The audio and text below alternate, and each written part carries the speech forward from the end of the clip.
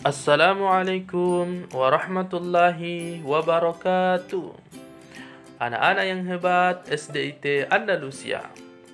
Apa kabar kalian hari ini? Alhamdulillah, luar biasa. Allahu Akbar. Anak-anak yang hebat SDIT Andalusia, di pertemuan kali ini kita akan membahas bab 12, yaitu kisah Nabi Musa alaihissalam dan Nabi Harun alaihissalam. Untuk lebih jelasnya, mari perhatikan kisah berikut ini. Adapun cakupan materi yang kita pelajari antara lain kelahiran Nabi Musa alaihissalam, masa dewasa Nabi Musa alaihissalam, dan keteladanan serta keberanian Nabi Musa alaihissalam. Nabi Musa alaihissalam merupakan putra dari Imron bin Yasar dan Yukabat binti Dahat. Nabi Musa dilahirkan di Mesir ketika Fir'aun berkuasa.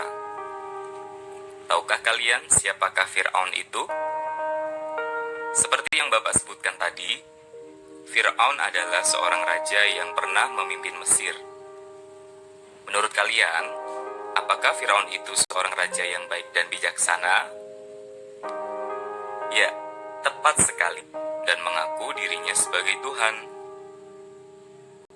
Rakyatnya dipaksa untuk menyembahnya. Jika tidak mengakuinya sebagai Tuhan, rakyatnya akan dihukum mati. Pada suatu hari, Fir'aun bermimpi. Dalam mimpinya, Fir'aun melihat Mesir hangus terbakar. Rakyatnya mati semua, kecuali golongan Bani Israel atau kaum Nabi Musa alaihissalam. Kemudian, Fir'aun meminta para ahli nujumnya atau peramal kerajaannya untuk mengartikan mimpi yang dialaminya itu. Menurut para ahli nujumnya, arti dari mimpi tersebut adalah tentang akan lahirnya seorang bayi laki-laki keturunan Bani Israel.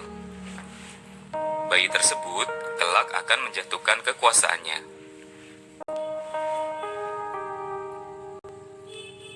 Mendengar hal tersebut, Fir'aun menyuruh pasukannya untuk mencari dan membunuh bayi laki-laki keturunan Bani Israel yang lahir. Mendengar kabar buruk tersebut, ibu Nabi Musa alaihissalam yang sedang mengandung bayi Nabi Musa merasa khawatir. Oleh karena itu, ia menyembunyikan kehamilannya tersebut demi keselamatan bayi yang dikandungnya. Setelah dilahirkan, bayi Nabi Musa alaihissalam dihanyutkan ke sungai Nil oleh ibunya yang bernama Yukabat binti Dahat. Yukabat melakukan hal tersebut atas petunjuk yang diterima dari Allah Subhanahu wa Ta'ala. Bayi Nabi Musa alaihissalam pun dimasukkan ke dalam peti dan dihanyutkan oleh ibunya ke sungai Nil. Nah, menurut kalian, apa yang selanjutnya terjadi pada bayi Nabi Musa yang dihanyutkan tersebut? Iya, benar. Peti yang berisi bayi Nabi Musa alaihissalam itu berhenti di kolam pemandian Raja Fir'aun dan ditemukan oleh istrinya, Siti Asia. Lalu, apa yang dilakukan oleh Siti Asia kepada bayi Nabi Musa yang ia temukan itu? Betul sekali. Siti Asia lalu merawat bayi Nabi Musa alaihissalam meskipun Fir'aun menentangnya. Akan tetapi, melihat keinginan besar istrinya, Fir'aun mengizinkan istrinya merawat bayi Nabi Musa alaihissalam.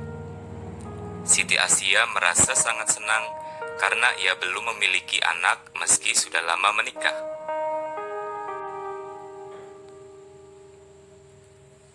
Nabi Musa alaihissalam tumbuh dewasa, menjadi sosok yang tegas dan pemberani.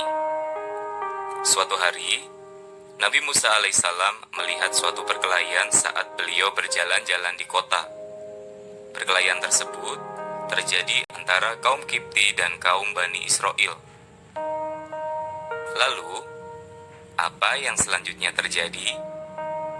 Apakah Nabi Musa alaihissalam datang untuk menghentikan mereka?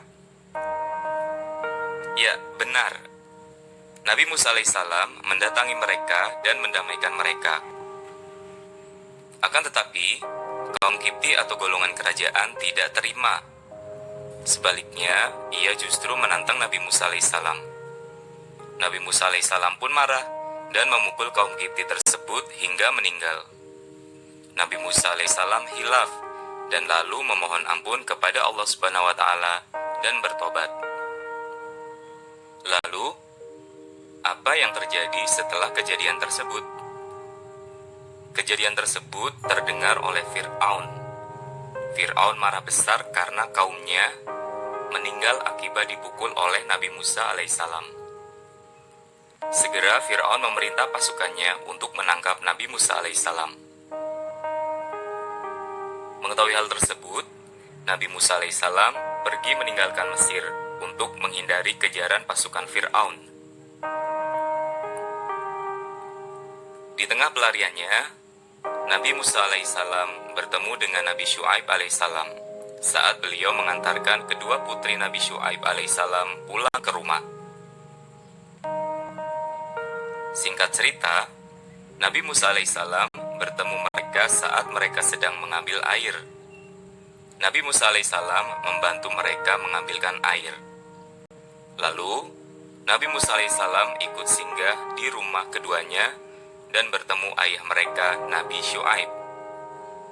Nabi Musa alaihissalam pun dinikahkan dengan putri Nabi Syu'aib alaihissalam.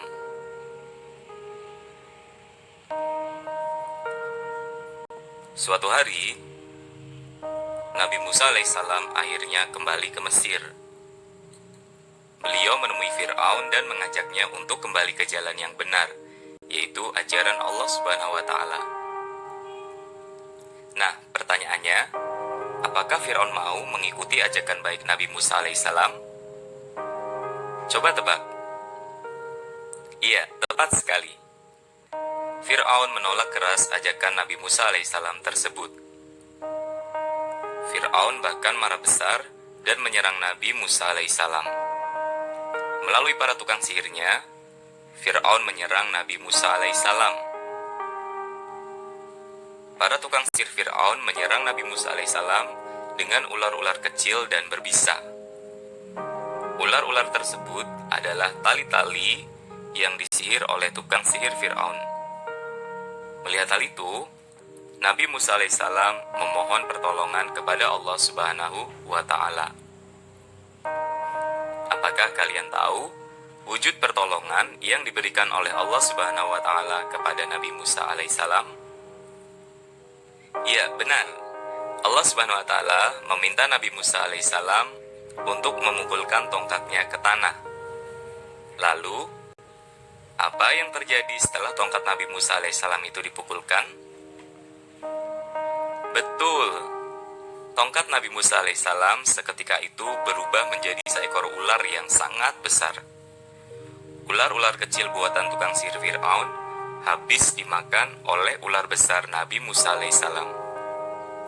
Fir'aun lalu murka dan menghukum para tukang sihirnya. Kaki para tukang sihir itu dipotong. Sungguh sangat kejam, bukan? Setelah kejadian itu, Nabi Musa alaihissalam pun kembali berlari menghindari kejaran Fir'aun dan pasukannya. Fir'aun sangat marah atas kekalahannya dan menyuruh pasukannya untuk mengejar dan menangkap Nabi Musa alaihissalam dan kaumnya. Nabi Musa alaihissalam dan kaumnya berlari sangat jauh hingga akhirnya menemui kebuntuan.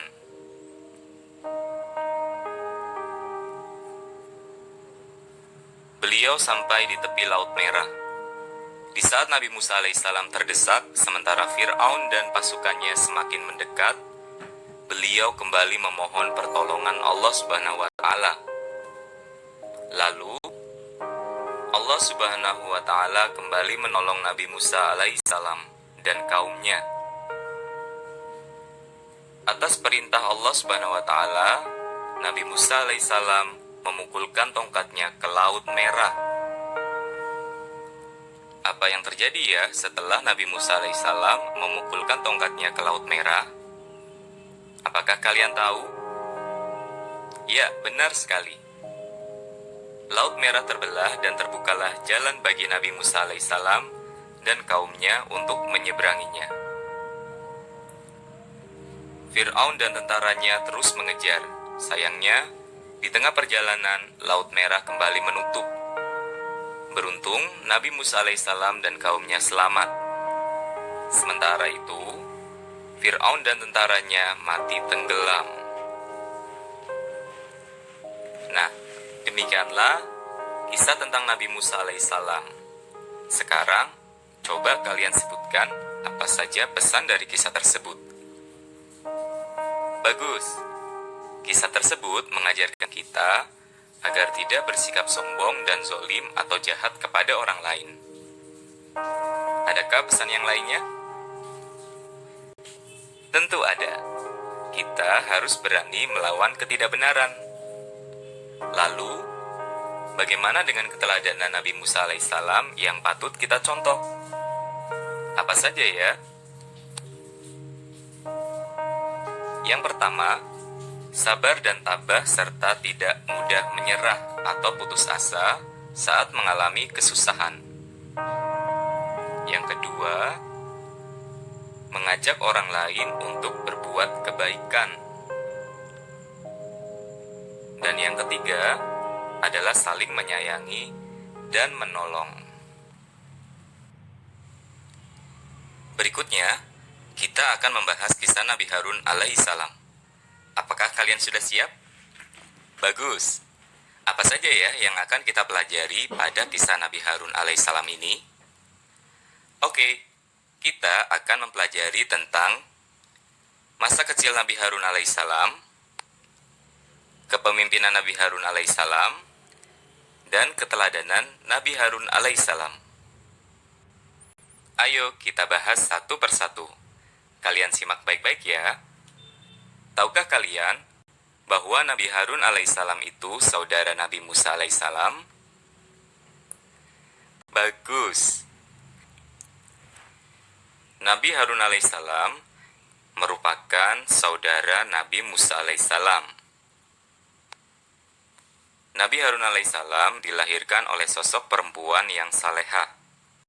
Ibu Nabi Harun alaihissalam selalu berdoa dan beribadah kepada Allah Subhanahu wa Ta'ala.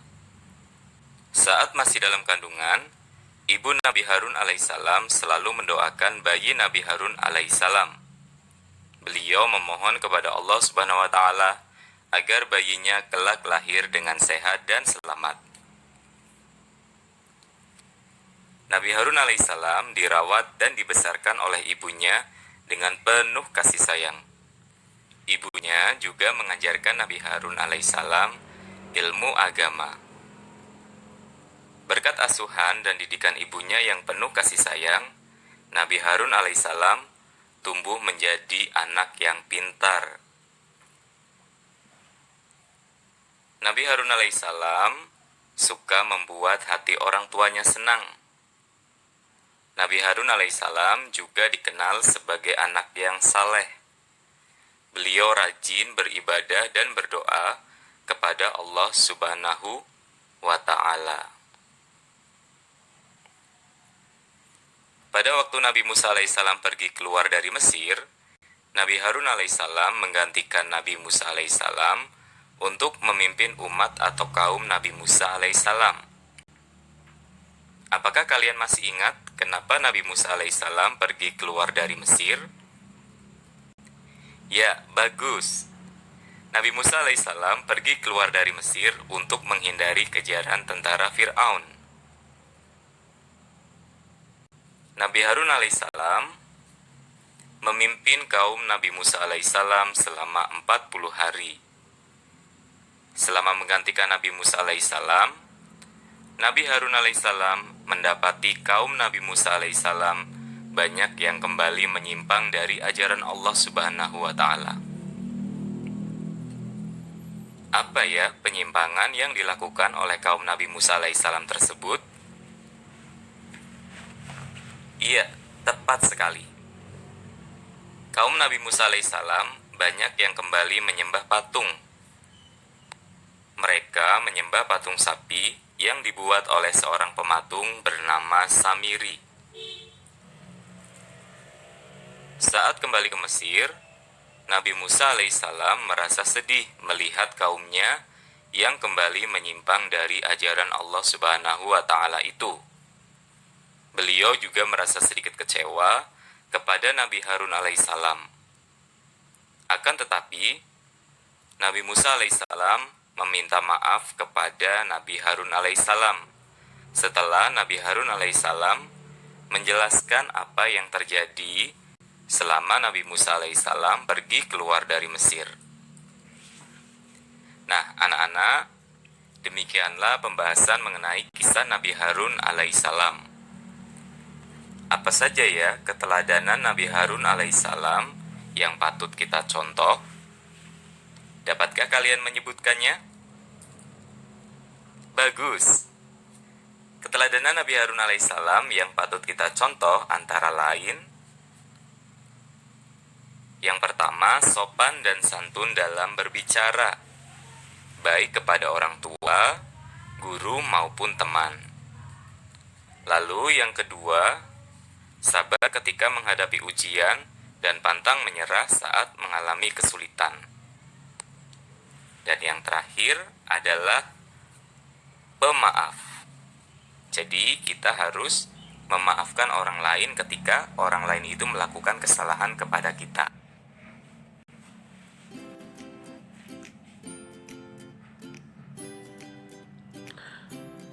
Anak-anak yang hebat SDIT Andalusia.